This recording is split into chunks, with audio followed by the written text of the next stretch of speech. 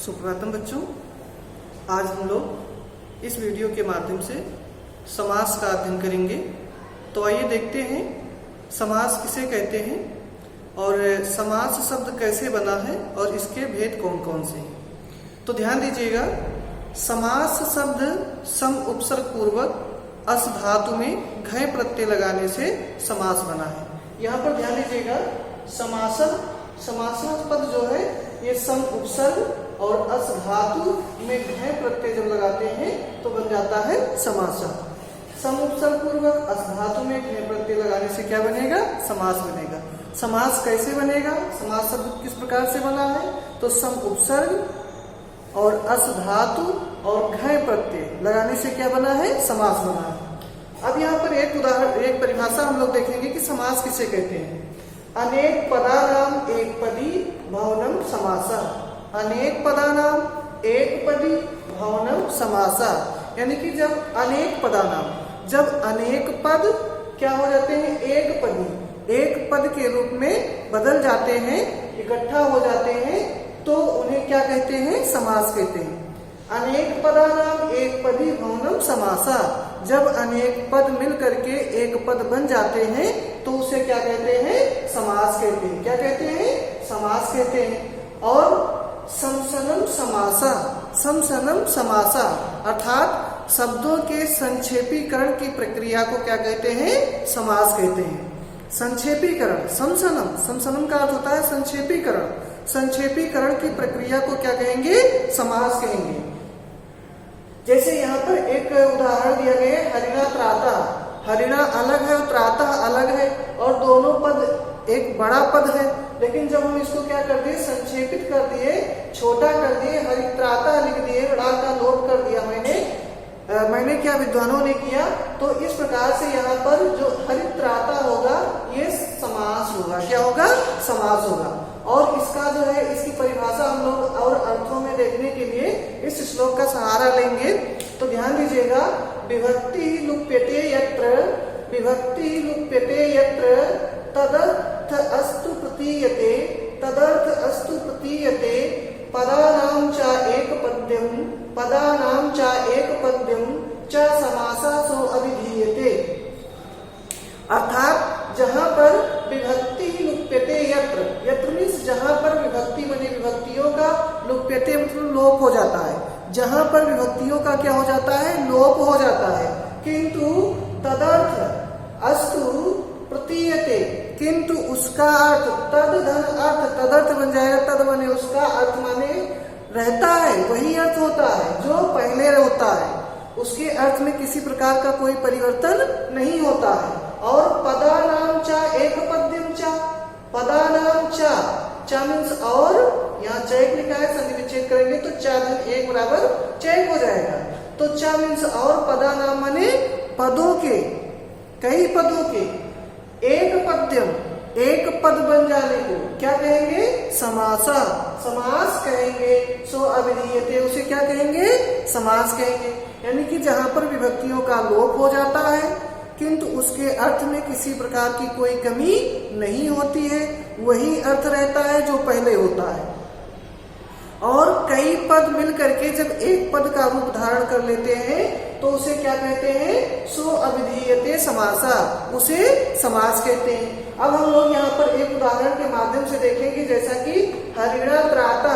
तो हरिणा में तृतीया विभक्ति है, तो तृतीया विभक्ति में ड़ा का लोप कर दिया गया, तृतीया विभक्ति का लोप कर दिया गया, तो बन गया हरित्राता। क्या बना? हरित्राता। तो यहाँ पर विभक्तियों का लोप हुआ जिसके कारण, और इसके हरित्राता के अर्थ में किसी प्रकार का कोई परिवर्तन नहीं हुआ है, तो इसलिए इस प्रक्रिया को क्या कहेंगे? समास कहेंगे। ऐसे नगरस्य समीपम, तो उपनगरम हो जाएगा। नगरस्य समीपम उपनगरम, नगर से नगर के समीपम मीन्स समीप, और उप माने भी समीप होता है, तो उपनगरम कर दिया गया, तो नगर के समीप। तो इस प्रकार से इसके भी अर्थ में किसी प्रकार का कोई परिवर्तन नहीं हुआ, उसमें कमी नहीं हुई। इसलिए और कई उदाहरण हैं जो एक विस्तृत पद को जब संक्षेप कर दिया जाता है तो उसे क्या कहेंगे? समास कहेंगे। ओके बच्चों, अब इसके बाद में हम लोग देखेंगे विग्रह किसे कहेंगे। तो विग्रह के लिए है वृत्त्यार्थ अवबोधकम वाक्य विग्रह। वृत्त्यार्थ अवबोधकम वाक्य विग्रह, यानी कि जब समास वृत्ति के अर्थ को बोध कराने वाले वाक्य को क्या कहेंगे? विग्रह कहेंगे। जैसे मान लीजिए ये पद दिया गया है या ये पद दिया गया है पीताम्बरा, तो पीताम्बरा का जब समास विग्रह करेंगे यानी कि पीताम्बर को हम तोड़ देंगे, अलग अलग कर देंगे, तो उसे क्या कहेंगे? विग्रह कहेंगे। जैसे पीतम अंबरम यस्य सा, पीतम अंबरम यस्य सा, तो क्या बन जाएगा? विग्रह हो जाएगा। ये क्या हुआ? ये आपका विग्रह है और ये है समस्त पद। इसे समस्त पद कहते हैं और इसे समास विग्रह कहते हैं। ओके बच्चों, यहाँ तक समझ में आ गया होगा। अब इसके बाद में हम लोग देखेंगे कि जो समास विग्रह होता है ये दो प्रकार से होता है। समास विग्रह कितने प्रकार से होता है? दो प्रकार से होता है। एक लौकिक, एक लौकिक विग्रह होता है और दूसरा अलौकिक विग्रह होता है। ठीक है बच्चों,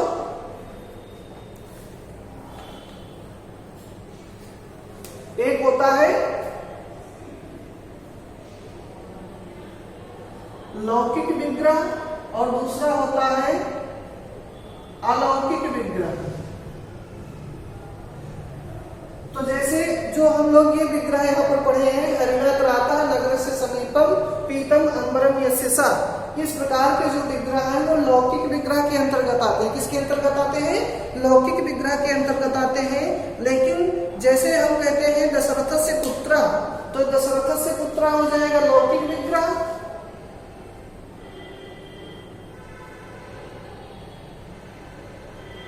दशरथ से पुत्र ये बन जाएगा लौकिक विग्रह, और अलौकिक विग्रह में हो जाएगा दशरथ दस पुत्र शु।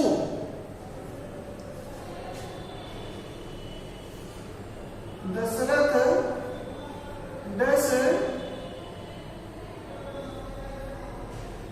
पुत्र शु, तो ये बन जाएगा अलौकिक विग्रह। अब इसमें अंतर क्या है बच्चों, ध्यान दीजिएगा। यहां पर चूंकि जब हम सु और जस इत्यादि प्रत्ययों को विभक्तियों में लगा देते हैं तो वो पद बन जाता है। लेकिन यहाँ पर हम पद न बना करके उसको वैसे उसी रूप में लिख दिए हैं, दशरथ दस पुत्र शु। ठीक है, तो दस लगाएंगे तो ये षष्ठी विभक्ति एक वचन का रूप बन जाएगा, और पुत्र में शु लगाएंगे तो बन जाएगा पुत्रा। तो जब हम इसको पद बना देंगे तो ये लौकिक विग्रह हो जाएगा। अगर हम पद नहीं बनाते हैं तो वो अलौकिक विग्रह रहेगा। ये यहाँ पर केवल आप इतना जानिए कि समास विग्रह दो प्रकार से होता है, एक लौकिक विग्रह और दूसरा अलौकिक विग्रह। ठीक है बच्चों, और हमें यहाँ पर केवल लौकिक विग्रह ही पढ़ना है, इसी को हम पढ़ते हैं और अलौकिक विग्रह को नहीं पढ़ते, तो उससे आपका कोई प्रयोजन नहीं होगा। ठीक है बच्चों, अब इस प्रकार से हम लोगों ने समास का अर्थ देखा, समास शब्द का जो समास शब्द कैसे बना है या इसकी व्युत्पत्ति कैसे हुई है, तो इस चीज को हम लोगों ने देखा। फिर समास की परिभाषाएं देखा, जो परिभाषाएं दी गई हैं, अनेक पदानाम एक पदी भवनम समासा, समसनम समासा, विभक्ति रूप्यते यत्र तदर्थ अस्तु प्रतीयते, पदानाम चा एक पद्यम चा समासा सो अविधीयते। इस प्रकार से, और उसके बाद में एक दो उदाहरण के माध्यम से हम लोगों ने समास करना सीखा। यानी कि जब विभक्तियों को, जो विभक्तियां अलग अलग होती है उनको एक मिला के एक पद बना दिया जाता है। और फिर विग्रह को देखा कि विग्रह किसे कहते हैं और विग्रह कितने प्रकार के होते हैं। ठीक है बच्चों, तो ये समास विग्रह यहाँ पर होगा, समास विग्रह। अब इसके बाद में हम लोग देखेंगे समास के प्रकार, समास के प्रमुख प्रकार। तो वैसे तो समास के 5 प्रकार होते हैं, पंचधा समासा, समास के 5 भेद होते हैं। लेकिन यहाँ पर जो माध्यमिक शिक्षा परिषद है उसमें 6 प्रकार के समास बताए गए हैं। तो आइए हम लोग उन 6 प्रकार के समासों का अध्ययन करते हैं। समास के भेद, समास के भेद। अब ध्यान दीजिएगा, समास के प्रमुख 6 भेद बताए गए हैं। इसमें जो पहला है वो है अव्ययी भाव समास। अव्ययी भाव समास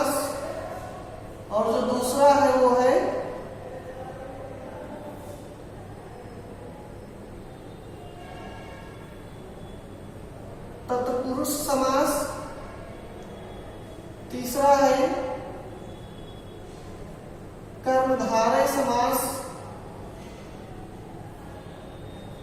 चौथा है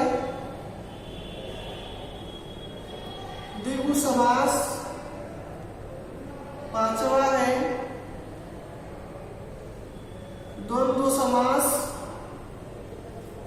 और जो छठा है वह है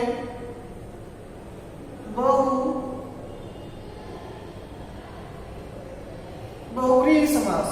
ये समास के 6 भेद किए गए हैं। अव्ययी भाव समास, तत्पुरुष समास, कर्मधारय समास, द्विगु समास, द्वंद्व समास और बहुव्रीहि समास।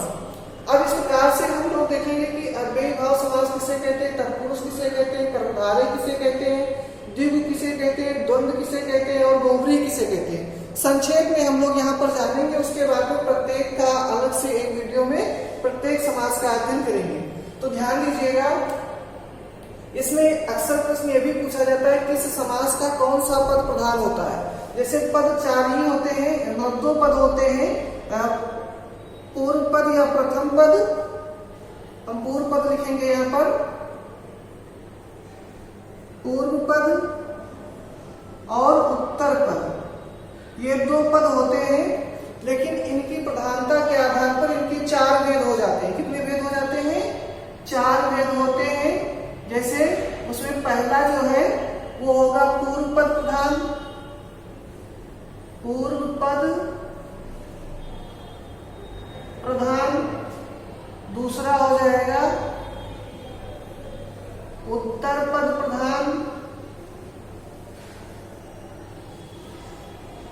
तीसरा हो जाएगा उभय पद प्रधान, उभय पद प्रधान। और चौथा हो जाएगा अन्य पद प्रधान। इसमें कुछ नहीं है, या तो ये पद प्रधान होगा या तो ये पद प्रधान होगा, और या तो दोनों पद प्रधान होंगे, और या तो दोनों में से कोई पद प्रधान नहीं होगा, कोई अन्य पद प्रधान होगा, तीसरा पद प्रधान होगा। इन 2 के अतिरिक्त जो बचेगा वो प्रधान हो सकता है। तो इसी के आधार पर समास के 4 भेद किए गए, पूर्व पद प्रधान, उत्तर पद प्रधान और उभय पद प्रधान और अन्य पद प्रधान। ठीक है बच्चों, ये समझ में आ गया होगा। या तो समास का पूर्व पद प्रधान होगा, या तो उत्तर पद प्रधान होगा, और या तो दोनों पद प्रधान होंगे, और या तो अन्य पद प्रधान होगा, दोनों पद प्रधान नहीं होंगे, तीसरा पद प्रधान होगा। तो इस आधार पर समास के 4 भेद किए गए हैं, और वैसे आपके 6 भेद किए गए हैं। तो जब पूछा जाए कि पद की प्रधानता के आधार पर समास के कितने भेद होते हैं, तो 4 होते हैं। लेकिन अगर ऐसे पूछा जाता है कि समास के कितने भेद होते हैं, तो समास के 6 भेद होते हैं। अब इसमें हम लोग देखेंगे किस पद का किस समास का कौन सा पद प्रधान होता है। तो इसमें जो पूर्व पद प्रधान होता है वो अव्ययी भाव समास होता है, क्योंकि लिखा गया है सूत्र में पूर्व पदार्थ प्रधानो अव्ययी भाव। पूर्व पदार्थ प्रधानो अव्ययी भाव। उत्तर पद प्रधान तत्पुरुष, उभय पद प्रधान द्वंद्व, अन्य पद प्रधान बहुव्रीहि। तो ध्यान दीजिएगा, जो पूर्व पद प्रधान कौन सा होगा, अव्ययी भाव हो जाएगा। अव्ययी भाव का कौन सा पद प्रधान होता है, पूर्व पद प्रधान होता है। और उत्तर पद किसका प्रधान होता है, तत्पुरुष का होता है।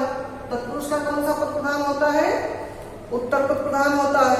और द्वंद्व का कौन सा पद प्रधान होता है, उभय पद। द्वंद्व का उभय पद प्रधान होता है, यानी कि दोनों पद द्वंद्व में प्रधान होते हैं। और अन्य पद प्रधान जो होता है वो होता है बहुव्रीहि।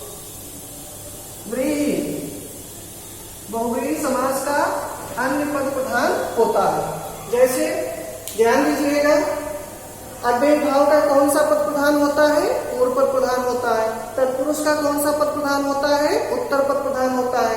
द्वंद्व का कौन सा पद प्रधान होता है, दोनों पद प्रधान होते हैं। और बहुव्रीहि का कौन सा पद प्रधान होता है, अन्य पद प्रधान होता है।